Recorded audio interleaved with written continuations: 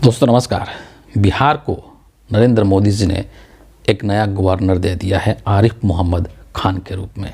और आरिफ मोहम्मद खान इसके पहले जो केरला के गवर्नर हुआ करते थे, केरल से उनको बिहार बुला दिया है नरेंद्र मोदी जी ने, और अब उनका शपथ ग्रहण भी हो चुका है। और ये सभी चीज़ें उस वक्त हो रही हैं बिहार में जब बिहार के अंदर एक सियासी भूचाल आने वाला है और उसके संकेत मिलने शुरू हो चुके हैं। और कुछ लोग जो हैं वो पूरी तरीके से आश्वस्त हैं कि ये भूचाल बिहार के अंदर 14 जनवरी के बाद कभी भी आ सकता है या उसके पहले भी आने की संभावना जताई जा रही है। आरिफ मोहम्मद खान जब बिहार के गवर्नर बनाए गए तो उनके शपथ ग्रहण से पहले और शपथ ग्रहण के दौरान जो घटनाक्रम वहाँ पर हुए हैं उसको समझना बेहद ज़रूरी है। गवर्नर बन करके जब बिहार आए आरिफ मोहम्मद खान तो वहाँ पर एक तरीके से राजनीतिक मुलाकातों का दौर शुरू होता है। और आप सब ने देखा कि किस तरीके से गवर्नर साहब की मुलाकात पहले मुख्यमंत्री नीतीश कुमार से होती है, और न सिर्फ मुख्यमंत्री से मुलाकात होती है बल्कि ये जो है नीतीश कुमार के पैतृक गांव भी जाते हैं। इसके बाद लालू परिवार से गवर्नर साहब की मुलाकात होती है और आरिफ मोहम्मद खान खुद जो है वो राबड़ी निवास जाते हैं और वहाँ पर उनकी मुलाकात राबड़ी देवी से होती है, लालू यादव से होती है, और इसके बाद तेजस्वी यादव से भी इनकी मुलाकात होती है। ये राजनीतिक मुलाकातों का दौर जब बिहार में चल रहा था तो इसको लेकर के तमाम तरीके की बातें कही जा रही थी। लेकिन शपथ ग्रहण के दौरान जब इनका राजभवन में शपथ ग्रहण कार्यक्रम हो रहा था तो उस वक्त या उस दिन जो है जिस तरीके की घटनाक्रम बिहार के राजनीति में हुआ वो बहुत ही दिलचस्प है और बहुत कुछ कह देता है।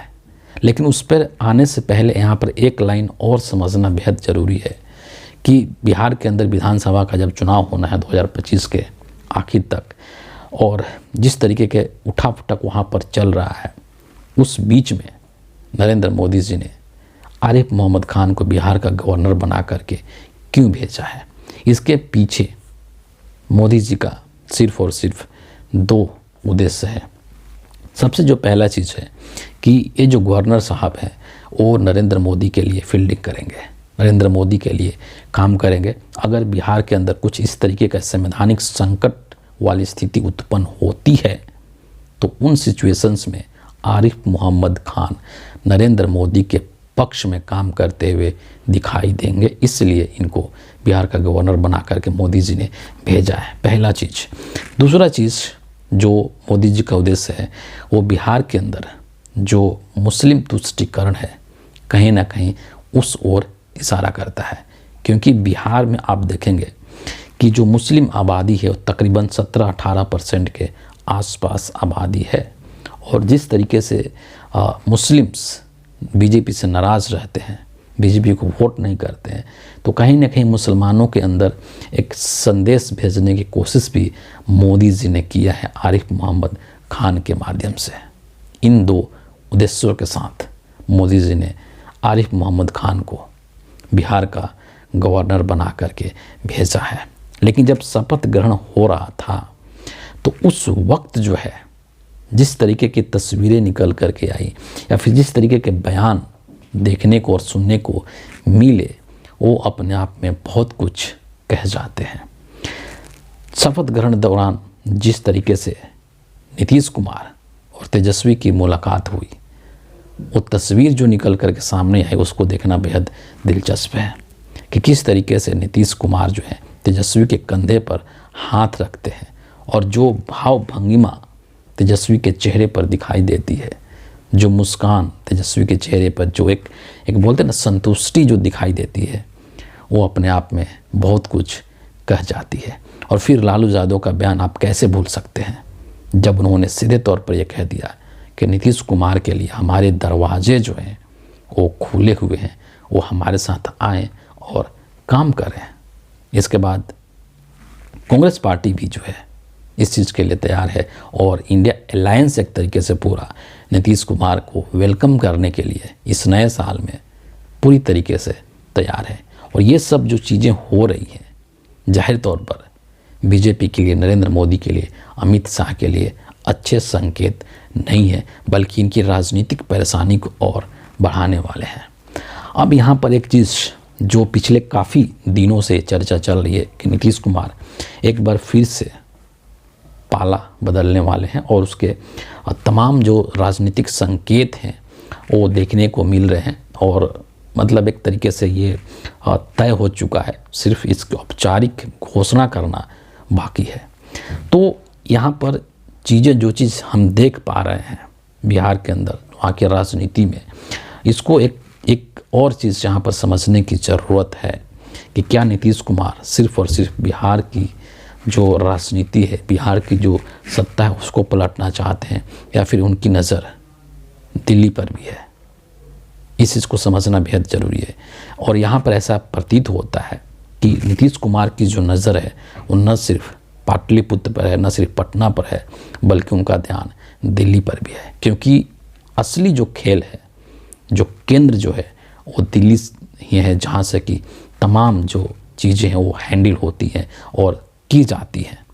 तो अगर आप दिल्ली के सत्ता को, दिल्ली के कुर्सी को नहीं बदल पाते हैं तो आपका जो मिशन है वो पूरी तरीके से सफल नहीं माना जाएगा। और बिहार के अंदर सत्ता परिवर्तित करके भी नीतीश कुमार चैन से नहीं बैठ पाएंगे।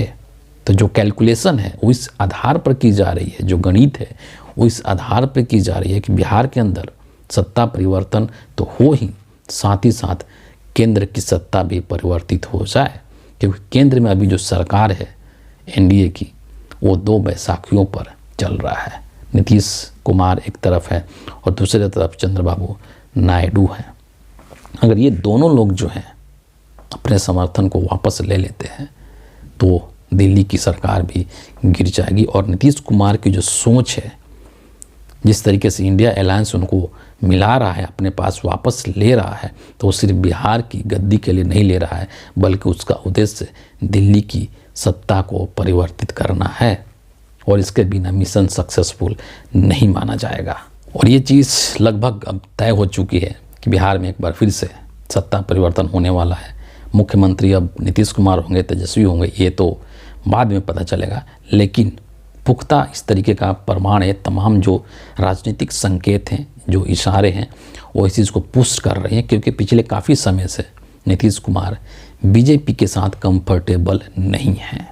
और तमाम ऐसे राजनीतिक एग्जाम्पल्स हैं नीतीश कुमार के समक्ष, जिसको देख करके उनको न सिर्फ अपनी राजनीति बचानी है, बल्कि उनको अपनी पार्टी को भी बचाना है, उनको अपने मुख्यमंत्री की कुर्सी को भी बचाना है। क्योंकि जिस तरीके से महाराष्ट्र के अंदर एकनाथ शिंदे को बीजेपी ने दरकिनार कर दिया, वो नीतीश कुमार के सामने है। जिस तरीके से अमित शाह ने ये बयान दिया कि बिहार में मुख्यमंत्री का चेहरा कौन होगा उस अगले चुनाव में, ये बीजेपी के जो पार्लियामेंट्री बोर्ड है वो तय करेगा। ये सब चीज़ें जो हैं नीतीश कुमार को अंदर ही अंदर परेशान कर रही है। जिस तरीके से नीतीश कुमार के ही कुछ लोग, जैसे ललन सिंह है या फिर संजय झा है, वो बीजेपी के लिए फील्डिंग कर रहे हैं, वो पूरी तरीके से अमित शाह के साथ हैं, तो नीतीश कुमार को अपनी पार्टी टूटने का डर भी सता रहा है। तमाम जो चीज़ें हैं वो ऐसी हैं जो कि नीतीश कुमार को बहुत ही असहज कर रही हैं बीजेपी के साथ। और इसीलिए नीतीश कुमार 2025 का बिहार विधानसभा का चुनाव इंडिया अलायंस के साथ लड़ने जा रहे हैं। वो नरेंद्र मोदी का और एनडीए का दामन छोड़ने जा रहे हैं। और इसीलिए वो न सिर्फ बिहार को लेकर के काम कर रहे हैं, बल्कि वो दिल्ली को लेकर के भी काम कर रहे हैं। यानी कि उनके निशाने पर सिर्फ बिहार नहीं है, सिर्फ पटना नहीं है, बल्कि दिल्ली की कुर्सी भी है। और दिल्ली की कुर्सी को भी वो डिगाने की कोशिश कर रहे हैं। और इसके लिए उनको चंद्रबाबू नायडू की ज़रूरत है। इसके लिए उनको बिहार के अंदर चिराग पासवान की भी ज़रूरत पड़ सकती है। और चिराग पासवान के साथ आजकल नीतीश कुमार की काफ़ी करीबी भी देखी जा रही है, सुनी जा रही है। तो ये तमाम जो राजनीतिक घटनाक्रम बिहार में हो रहे हैं वो इस ओर संकेत कर रहे हैं कि 2025 के अंदर देश में जो राजनीति होने वाली है वो बहुत ही नेक्स्ट लेवल की राजनीति होने वाली है। और उससे वर्तमान में जो नरेंद्र मोदी हैं, जो अमित शाह हैं, गुजरात लॉबी जो है उसकी मुश्किलें बढ़ने वाली है। तो फिलहाल इस वीडियो के लिए इतना ही है। आप सभी का बहुत बहुत धन्यवाद।